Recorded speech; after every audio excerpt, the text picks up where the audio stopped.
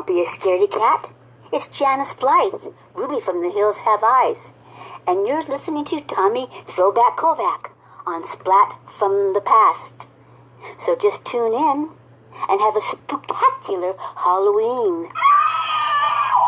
Hey dudes, welcome to Splat from the Past, the only 80s themed horror and sci-fi show where things can get totally radical.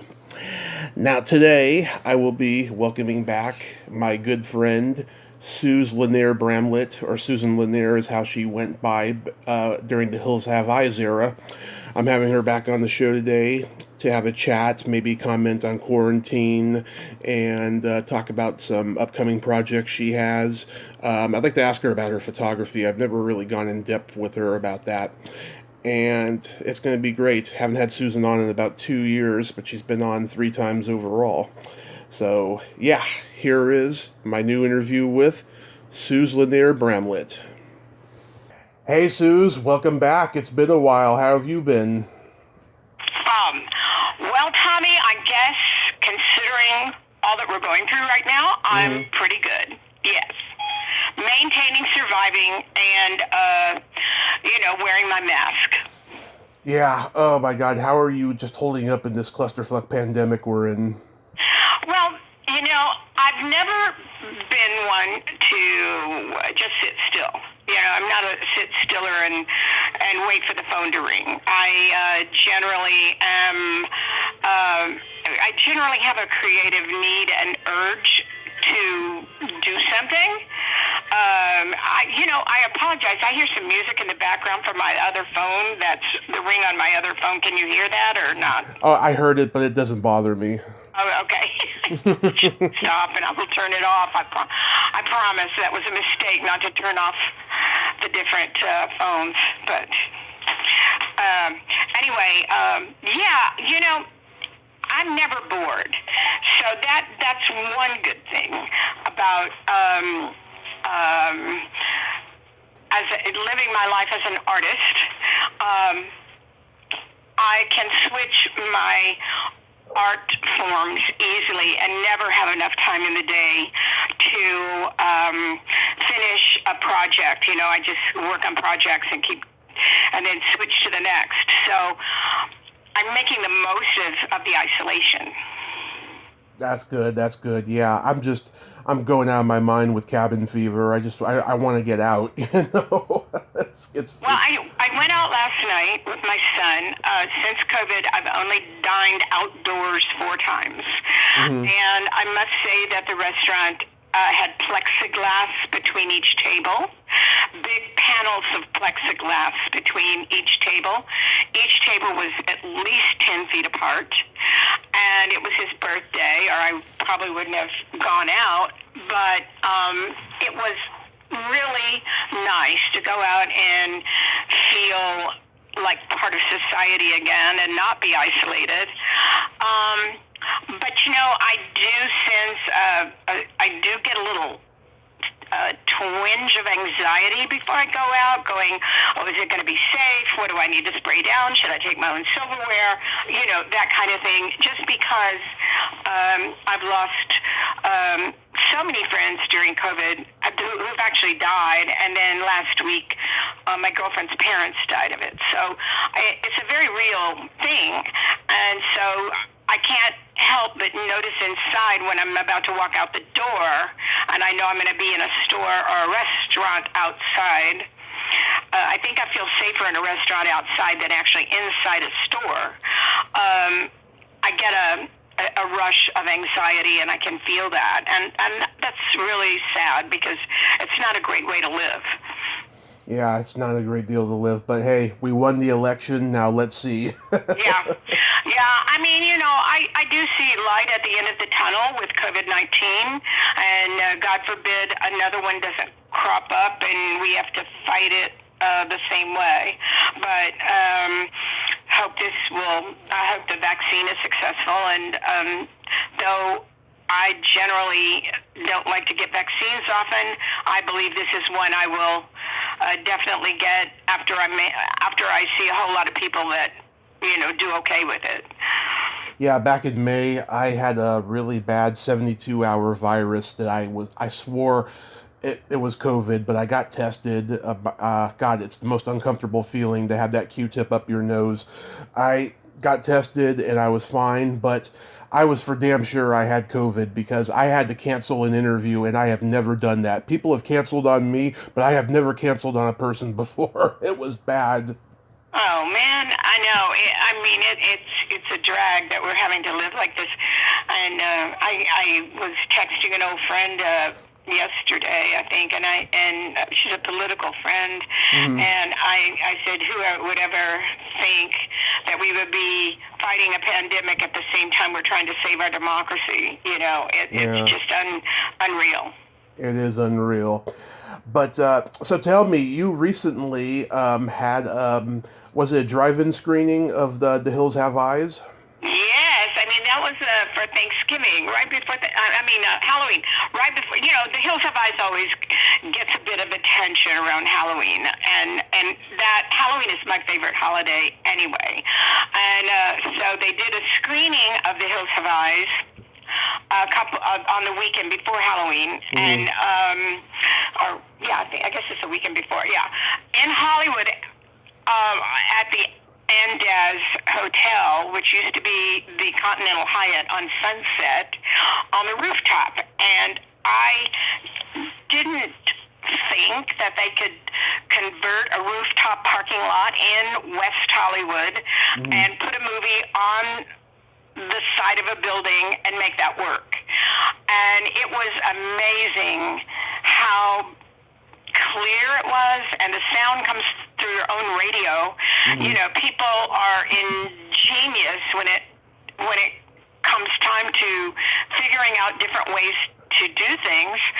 The Hills Have Eyes was completely sold out, and it was amazing that a movie that was made in 1977 still can sell out to a Hollywood crowd, which is not all that easy, at Halloween. And I was a guest there, and I got interviewed, and it was just really, really fun.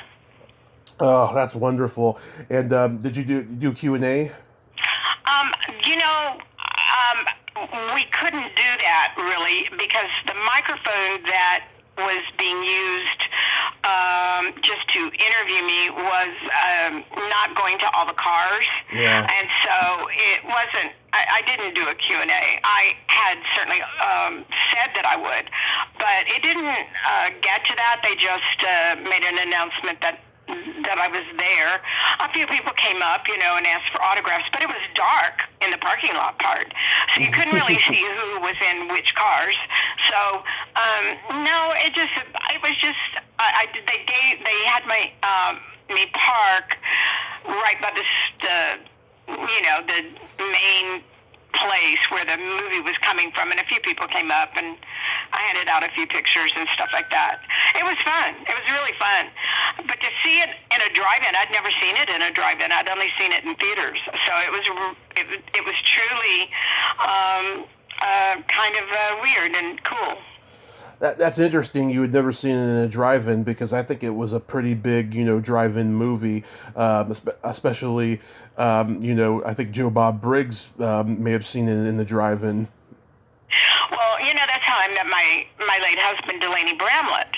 He had seen The Hills Have Eyes in a drive-in the night before I met him, and I went to hear him, and we did not know each other. We were total strangers, and I went to hear him play at the Starwood nightclub in Hollywood the night after he had seen it, and he walked right up and he said, "Oh my God, I saw you in a movie last night. I'm going to marry you." And I went, "What? Who are you?" And anyway, the rest was history. But he saw it in a drive-in the night before I met him. So The Hills Have Eyes has certainly been monumental in my journey, my life journey. Yeah, which we're going to get into in a moment, but I was curious, was it just you, or was Dee there? No, it was just me. Just you. Uh-huh. Mm-hmm. So it was a pretty good turnout, though? Sold out. They couldn't have put one more car in that parking lot if they had tried. And, it's nice because you're in your little car, you're in your bubble, and I felt very safe, And if I got out of the car, of course, I had on a mask, and I was interviewed with a mask on. So, I'm not taking any chances since I'm not 20, even though I just saw this 28-year-old doctor fighting for his life, just on the news this morning. So, okay, this has got to stop. Hold on. I like that I music. really apologize. It's okay, I like that music. Yeah. Anyway, I love that The Hills Have Eyes seems to just maintain its little life, and who would have known that it would still be popular, many years later. Many years later, yes. That is so cool. So, you have just had an amazing career, an amazing life. You've mentioned before, you had to reinvent yourself with, teaching acting, and you've done photography and music and all that stuff. So how did that transpire?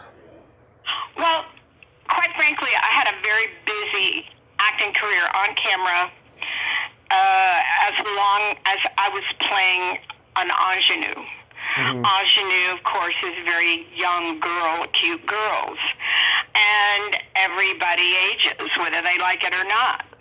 And I think casting, because I played 16 and 18 in so many shows, I think casting had an issue with how to cast me after I could no longer play teenagers or young ingenues.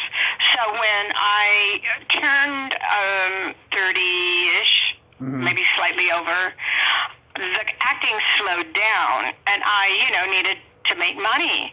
And so even though I've always acted, and there have been very few years I haven't done a project or two in my entire life, it wasn't enough to have, to raise a kid and make enough money to live the way I wanted. So I had to figure out, well, what can I do? What do I do? How else do I make money, and what do I know? And what I knew was show business. And I had been in the theater almost professionally since I was 13. So I knew show business, and I had studied in New York with Uta Hagen. I had studied with Sanford Meisner themselves. A lot of acting teachers, particularly in Hollywood today, say, I studied with someone who studied with Uta Hagen, and I studied with someone who studied with Sanford Meisner. Right. I studied with Uta Hagen and Sanford Meisner, so I'm not getting the information 3 or 4 people down from the actual masters of acting. So when I needed to make extra money, I put the word out that I was starting a little acting class. It filled up quickly, and because I'd done so many TV shows, I could gear young people who wanted a career like that, and older people too. I knew the scene. I knew what was going on. I knew what you had to do to be able to make it. And I would say about at least half the class, if not more than half the class, went on to be in big movies and to work professionally. Glenn Quinn from Roseanne was one of my students. He had just arrived from Ireland, didn't know one thing about acting. And he joined my class, and he had a series, and then, he did some films, and unfortunately he passed away. Yeah. But Raul D. Lewis. Oh, yeah. Raul came into my class, and I was very hard on him, but I could see talent, and I could see potential, and he had never had an acting class. And before you knew it, he was starring in Cool Running. Yep. And so I now went on to have a stand-up career of some sort, and probably still works quite a bit. So those were some of the people people. I mean, I could go on and on. They're not popping in my mind. Those two certainly popped up quickly. And I never had a large class. I always kept it small. Yeah. So after I started doing that, a couple of them needed headshots for this or that, and I had a camera, and I shot a couple of them as a favor, and I didn't charge them anything. And then all of a sudden, out of the blue, the Paul Kohner agency called me and asked how much I charged for headshots. They liked my shots, and I went, I'll have to get back to you on that. I'm not sure what I charged. I mean, I knew what I'd paid for headshots. So I got back to them, and they started sending me tons of actors for me to do headshots. And I went from knowing available light and how to make the shots look good to then setting up a real professional studio. And that career took off and made me a really nice living. I shot for Neiman Marcus. I started doing models, and I was on an airplane constantly, shooting in New York and England and France and Dallas. I had a little studio in Dallas and a lot of business in Dallas, and of course Los Angeles. That is amazing. So you got into photography just by accident, just because It was a complete accident. It was just I had a camera. I started doing a couple of people a favor. One of those people was Dennis Haskins from Saved by the Bell. He Mr. needed Belding. headshots, and I said, I got a camera, and he said, and he said, well, would you like to shoot me? And I said, well, sure, I'll shoot you. And he loved the shots, and I mean, I started getting some pretty well-known people coming in, and before you know it, I was shooting Penny Marshall, and I've shot a lot of people, Willie Nelson. I've shot tons of people, album covers and magazine covers and stuff like that, and it just grew as I got better. I was not great when I first started, but I worked on it, studied how to do it. I never took a class. I never read a book on it, but just I would look at the photos and figure out how to make it better and how to light it better, and before you knew it, and this was before digital, by the way, where you really had to measure the light with a light meter, and there was no automatic setting. You had to know what you were doing. Yeah. And it was filmed, so you had to go to the lab every day. I would go to the lab every night and pick up the proof sheets of the people I'd photographed, and then give them the proof sheets, and after they would get the proof sheets, they would tell me what number on the proof sheets they wanted as 8x10s, and I'd have to order those at the lab, and the lab would print those up, and I'd have to pick those up, and it was a real ordeal back then. I mean, young people that are photographers these days, they have no idea what we went through. Oh yeah, I just interviewed this director named Steve Carver, who started out as a photojournalist, and he considers himself a photographer first and a filmmaker last, but he looks at it from like an artist point of view, like a Pablo Picasso. A photography point of view.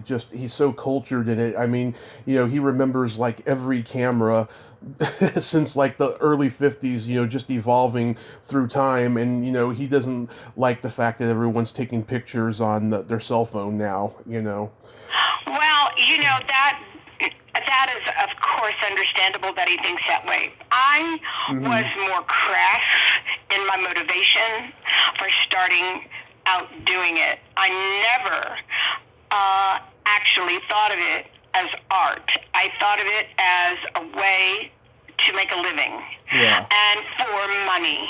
And so I ended up being able to understand it as an art form, and I understood that it was very important to make my clients ecstatic about what I was handing to them as my product. So it evolved into understanding it as an art form, but I never approached it as anything more than a crass way to make money. And so as everything changes, all the many, many wonderful, wonderful artistic labs that were in New York and in LA it's the saddest thing for me to drive down the street in LA and I go, oh, that's where Isco Lapesian was, who taught me so much about photography. And there's where A&I was on Highland, all closed up. No need for labs. Now, I guess if you really needed something to be printed, you could go to CVS. Yeah. But I don't even know of any real art labs like we had here even in LA. Mm-hmm. I think the saddest thing. So it is really not as much an art form in my opinion, because everything now can be manipulated with filters and tricks. And I guess that's fine, because that's the evolution of man. And as we progress and technology progresses, and maybe because of that we'll have a vaccine quickly for COVID-19, technology will continue. Nothing is going to slow down technology. And you either have to adapt to it and learn the new way to do it. When I was shooting film, I said, and digital first come out, I said, I will never shoot digital until the clients began to say, oh, we only want digital, because it's so fast. It's so fast to be able to show people what you're shooting, and it's instant gratification. I could print an 8x10 in a second.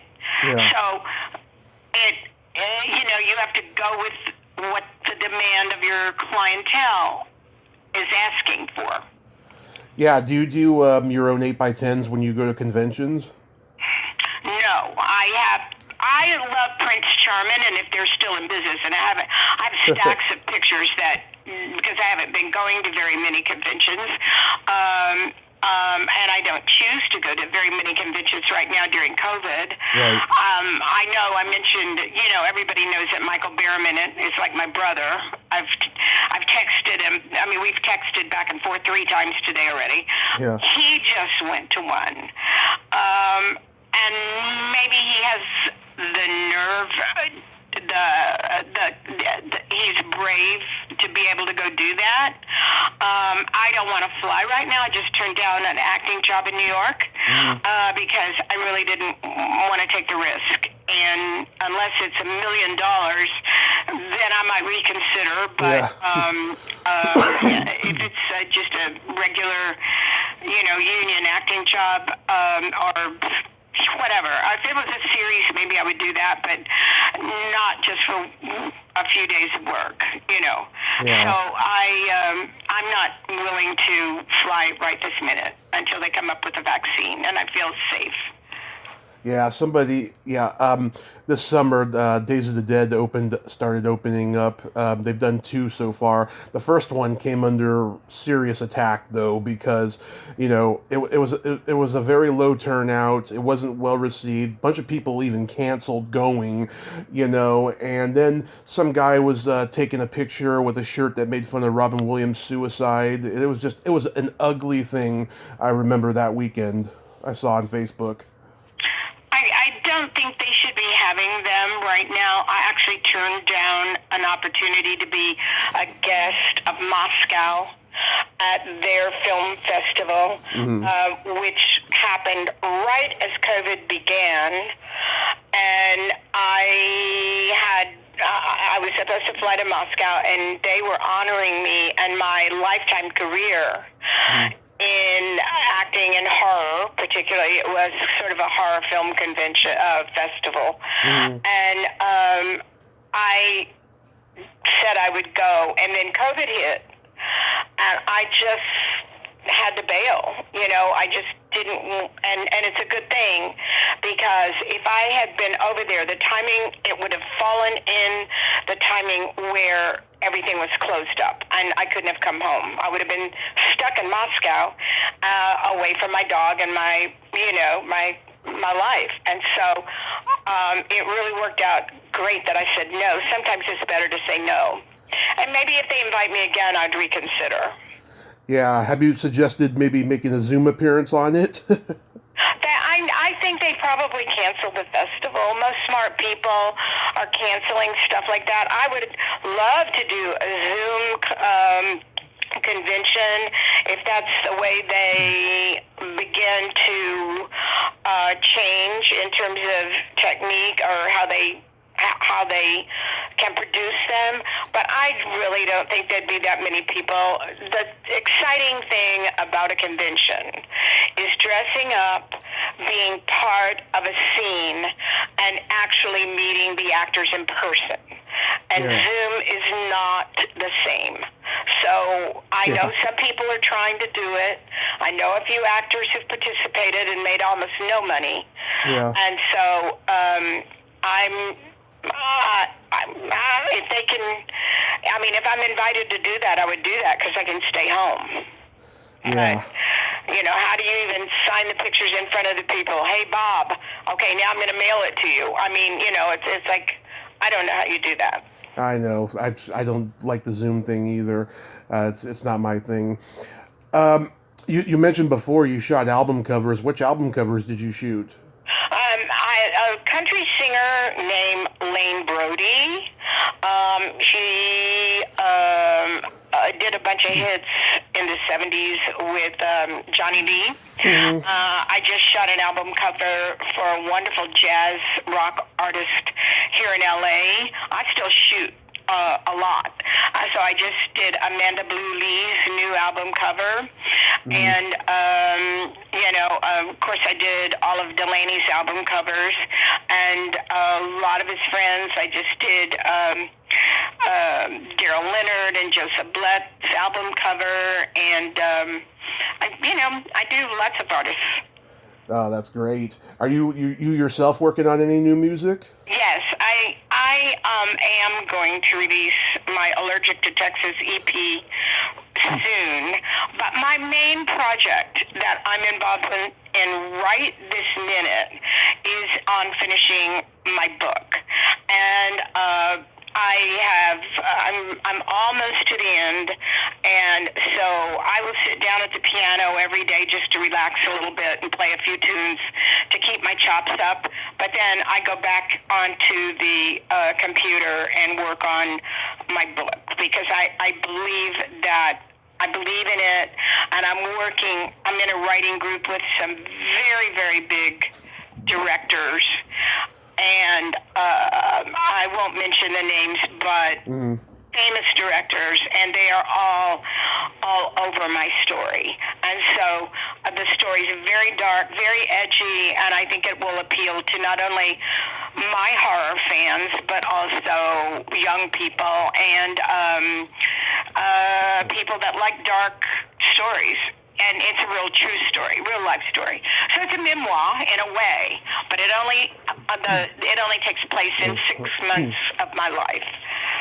Oh wow, that's cool. It's nice to be wanted, huh? Well, it's nice to have the work reinforced by people who've made big movies and can see the potential of the book itself becoming one. Yeah, I had all these projects lined up for 2020 that got shelved. My movie I wrote a few years ago, I was going to ask for financing this year until COVID hit. I was going to shoot a pilot for my own horror movie show, which I was going to do last year, and then it fell through, and we were going to try it again this year, but we're going to go for it next year. And I was going to host a screening for one of my favorite cult movies, and COVID hit. So hopefully in the next at least 2 years, I'll get to do everything. Yeah, it may take that long. They're promising now, I think maybe everybody would have an opportunity to be vaccinated by spring of 2021. I think that might be an ambitious undertaking, but hopefully that would be the case. And who knows how efficient it is and how well it works. I hope the statistics are right, maybe 95% effective. That would be great. But I do know a lot of people who have really fallen to the curb because if they were making their living in show business is very slow right now. signs. Some production is starting, but nothing like it was. And independent filmmakers just do not have the budget to be able to comply with the union specifications for safety. And they have to have extra employees there for safety, and actors must be tested at least 3 times a week. And production companies for independent filmmakers don't have the budget to be able to proceed. And the rules are being observed extremely closely by the unions, and so it's not easy to make a independent film right now. Yeah, and I'm glad though. At least the drive-ins are back. I missed going to the drive-ins, and now I see that stand-up comedians are performing at them now. I mean, I don't really do stand-up anymore, but that's really weird for a lot of them that I've talked to. Yeah, I would think that would be kind of weird, to have to do stand-up with people in cars. Yeah. Unless they're sitting out of the cars. But, the weather will become prohibitive to some extent for drive-in entertainment. I would think that music would be easier to be an audience member than to be able to focus on somebody way far away while you're in the car. There's a distance there. Yeah. Music has always been able to, concerts like the Hollywood Bowl, they've been able to put everything on big screens, and unless you have, a nice budget to be able to put everybody on a big screen so you can see the comedian, or the performer, it's not quite the same as being in an intimate room and being entertained. I really, really miss going to hear my friends who are amazing and famous musicians, and some not so famous but fabulous, play in clubs, because I love the intimacy of a dark, sleazy nightclub, Yeah. It's great. It's crazy, but we can all just hope for the best. But I see you got some new movies and stuff in the works. You did a movie called Beneath the Black Veil. Yeah, that was directed by Jason Koch, and I think it's released or beginning to be released. I'm not sure. I love the character that I play in that. It's just an over-the-top, over-made-up bitch agent, and I don't have any horror in that. It's more of a dark kind of mystery, and I don't have a whole lot of screen time in this project, but I really love the character that I was asked to play in it. So, at my age, I'm just grateful to work, and I love to work. And so when I have a real fun character to dig my teeth into, I don't care how big or small the part is. I just love to work, Yeah, I see John Beekler had a role in it just before he passed. Yes, and he had a very nice part, and that was sad, that we lost him. My scenes are with him, so it was... some of my scenes are with him. So, it's really sad. Yeah, he was just one of the great makeup artists in horror films, and I wanted to meet him at Monsterpalooza in 2018, and then I ended up not going to that one, and I was just so sad when he passed, And he pretty much gave Kane Hodder a career by casting him as Jason in Part 7 of Friday the 13th. Yeah, he was a great guy. I mean, I didn't get to know him really, really well, Mm-hmm. but I was happy to say I got to work with him, Mm-hmm. Absolutely. I love working with Jason Koch. He's got a it's not just blood and guts, there's thought and intelligence behind his work. Mm-hmm. Absolutely. And then there's another one, Inverted. Yeah, that was kind of a low-budget thing, and I played sort of a 70s Charles Manson, not the 70s. I play a female Charles Manson kind of evil hippie. I guess it's old hippie, and sort of a regal, the head of a cult. I'm the head of a cult. That's it. And we'll see how it turns out. I have no idea. I'm also excited about Stripped, which is a comedy sitcom that I did right before COVID in December. Mark Klebanoff directed that, and Brooke Lewis is one of the producers. Yeah. And it was intended to be a webisode, and it's nothing but a comedy. There's no horror, nothing attached to the horror world with that. And I love doing comedy. And if I had to pick one, and you said, pick one and you can only do that for the rest of your life, it would definitely be comedy. Yeah. Larry Hankin is in it. I just interviewed him. He's a great guy. Yeah, he's cool. Yeah, we're all excited about that project and really have our fingers crossed that somebody's going to pick it up and run with it. Yeah, you play a cougar in this. Did you do any research for that? Yeah, I had to really dig deep to find that character. No, it was fun. It was really fun. That is so awesome. So even in quarantine, I mean, things are on the bright side for you.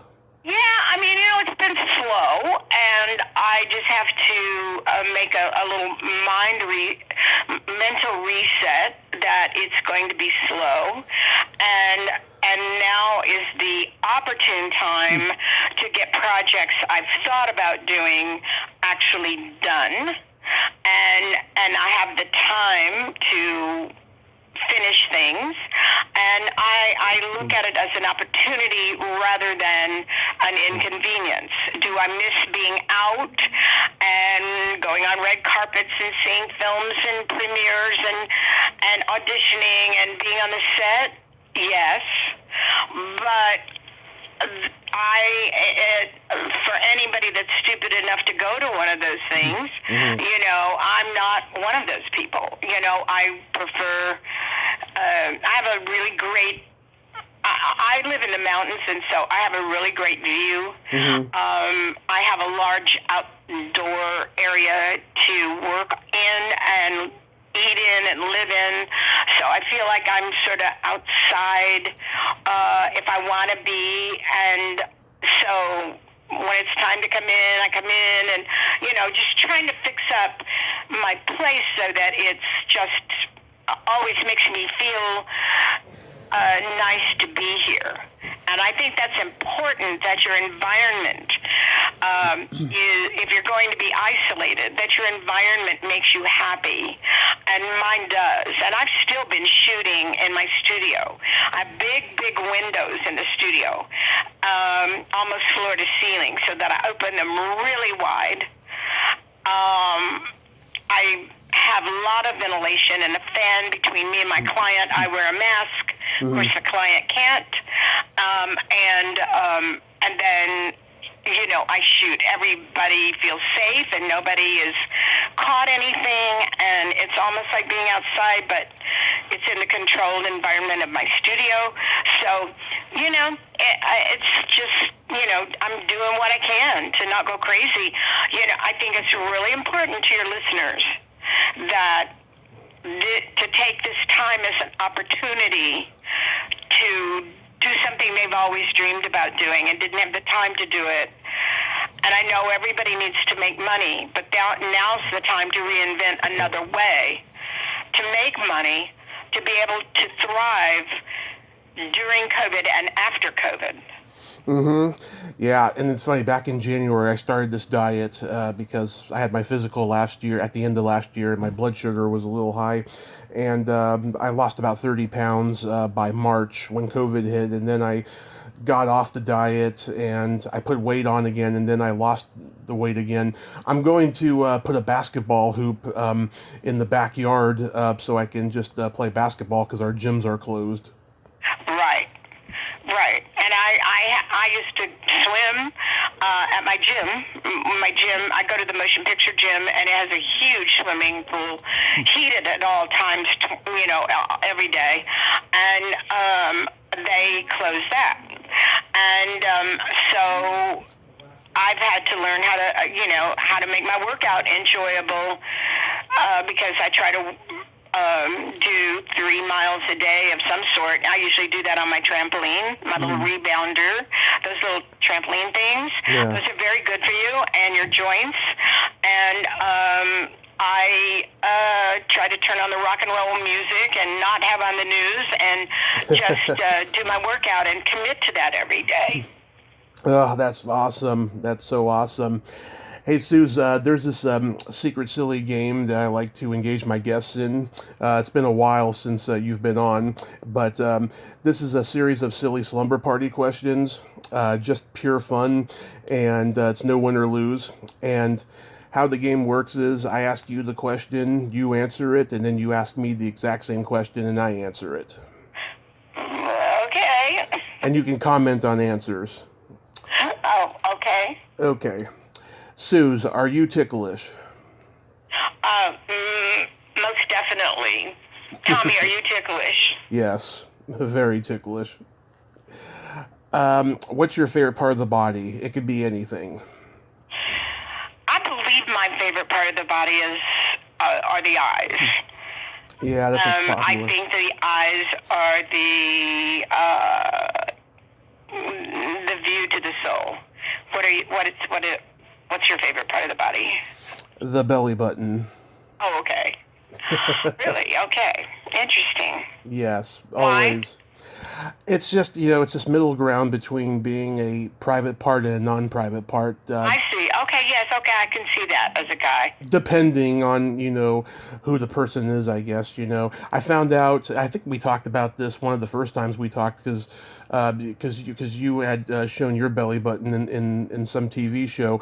The reason why Jeannie wasn't allowed to show her belly button was because the NBC censors thought that it was an enticement for her breasts and her vagina. Oh my God. Yeah. Yeah. No, things had loosened up by the time I was showing my belly button on TV. Yeah. By the 70s. Yeah. What would you say is your best personality trait? My creativity. Your creativity. Is that a personality trait? It could be. Maybe my humor. I think that I find humor in a lot of things. So creativity, humor, and humor. And what are yours? My empathy, and I have no filter. Oh, okay. Those could be dangerous and wonderful. Yes. And then my favorite question, is there a stinky smell that just makes you gag? Yeah, I don't like the smell of a cat box. Me neither. I have a cat. Oh, it's bad. Generally, if I can smell a cat box, I usually have to leave if I'm visiting someone. And it also, I'm allergic, and so it brings, not only do I despise the smell, it triggers my allergies. Yeah. Oof, it's bad. And what is your most disgusting smell? Well, the cat box comes close, but also farts and feet. Okay, well, yeah, dirty feet, that is an issue. But I think cat box, for me, is the thing that really nauseates me. Mm-hmm. You have a cat? No. I used to have a cat, but I did develop allergies, and I had to find the cat's homes. But I have a dog. I'm a dog person. Yeah, I'm a dog and cat person. We have a cat for the last year now, and we plan on getting a dog too in the future. Yeah, I love having a dog. I love my little dog Stella. She's only like 4 pounds, and she goes everywhere with me. She's my constant companion and generally my Saturday night date.